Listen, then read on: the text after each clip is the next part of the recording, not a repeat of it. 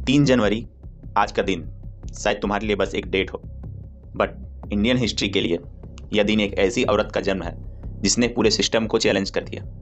सोचो 1831 का भारत, जहां लड़की का पढ़ना पाप था और लड़की को पढ़ाना और भी बड़ा गुनाह। उसी देश में महाराष्ट्र के एक छोटे से गांव नए गांव में एक लड़की का जन्म होता है। 9 साल की उम्र में उसकी शादी हो जाती है।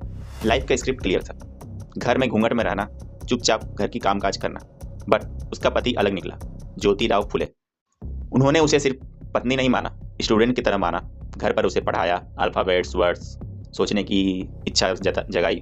और यहीं से एक खतरनाक सवाल पैदा हुआ उसके अंदर, अगर एक लड़की पढ़ सकती है, मैं पढ़ सकती हूँ, तो बाकी लड़कियाँ क्यों नहीं पढ़ सकती। सन 1848 पुणे भीडेवाड़ा, इंडिया का पहला गर्ल्स स्कूल वो खोलती है। वहाँ ब्लैक बोर्ड किताबें पर जैसे ही वो स्कूल के लिए निकलती थी लड़कियों को पढ़ाने के लिए, लोग उस पर गोबर, कीचड़ और पत्थर फेंकते थे। सोचो, रोज़ तुम पर अगर कोई गंदगी फेंके, रोज़ तुम्हारे लिए बातें बनाए जाए कि तुम गंदी हो, ज़्यादातर लोग तो टूट जाते। लेकिन वो और स्ट्रांग हो गई और मजबूत बनते गई लोगों के ताने सुनकर। उसने रोना चूज़ नहीं किया, उसने स्ट्रेटजी चूज़ की। रोज़ अपना बैग में एक एक्स्ट्रा साड़ी लेकर जाती थी। वो गंदी साड़ी को स्कूल तक पहन कर जाती, वहाँ जाकर साड़ी बदल लेती और फिर पूरे फोकस के साथ बच्चियों को पढ़ाती।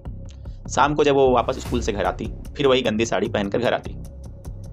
शायद उसकी साड़ी उससे कह रही हो, तुम मेरे कपड़े तो गंदे कर सकते हो पर मेरी सोच नहीं।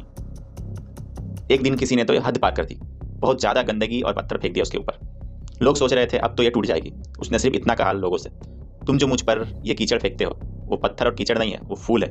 वो फूल कभी किसी के रास्ते रोक नहीं पाते। बस वही लाइन समाज के मुंह पर एक थप्पड़ थी। स्कूल के बाद कहानी रुकी नहीं।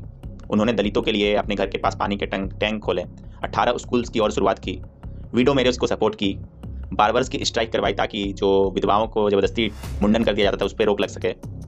ये रिफॉर्म्स नहीं थे, ये खुली बगावत थी। फिर आया 1897, पुणे में प्लेग फैल गया काफ़ी बुरी तरीके से। लोग भाग रहे थे, डर के मारे घर के दरवाजे बंद कर लिए थे। बट वो औरत नहीं भागी।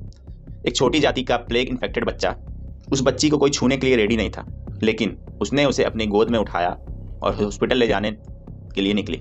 वो जानती थी कि इसमें रिस्क है, फिर भी वो रुकी नहीं। उसी बच्चे के संपर्क में आने से इसे प्लेग हुआ और कुछ दिनों में इसकी मौत हो गई। और जिस लेडीज़ की बात मैं कर रहा हूँ वो है सावित्रीबाई फुले, भारत की पहली महिला शिक्षिका। सिर्फ फेमिनिस्ट नहीं थी, समाज को एक सभ्य समाज बनाने की पूरी कोशिश की। जब भी तुम 3 जनवरी देखो, सिर्फ डेट मत याद रखना, उसे औरत को याद रखना जो पत्थरों के बीच भी फूल उगाती रही। और आज जो भी आप समाज देख रहे हो जिसमें आज लेडीज़ इतनी आगे बढ़ी है, इसमें इनका बहुत बड़ा रोल है।